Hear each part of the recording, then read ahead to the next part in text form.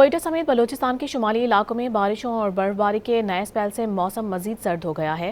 بیشتر اضلاع میں درجہ حرارت نقطہ انجماد سے نیچے ہے۔ مزید جانتے ہیں ڈان نیوز کے نمائندے عبداللہ زہری ہمارے ساتھ موجود ہیں۔ عبداللہ بتائے گا کیا صورتحال ہے؟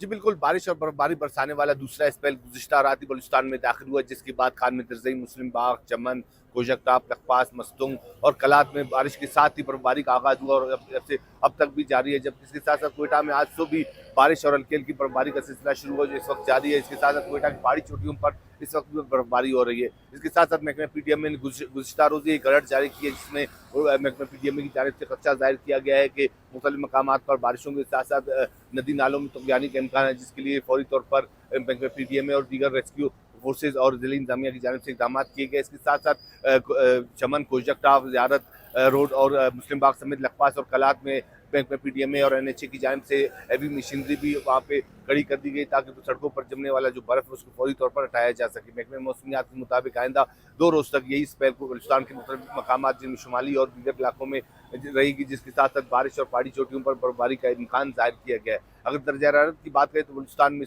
کوئٹہ ہے، سب سے زیادہ کوئٹہ میں سردی پڑ رہی ہے جہاں پر -2 سینٹی گریڈ، جبکہ دیگر مقامات پر درجہ ترجمہ سے نیچے ہے جہاں -1 اور 0 سینٹی گریڈ بھی ریکارڈ کیا گیا ہے۔ جی بہت شکریہ آپ کا عبداللہ۔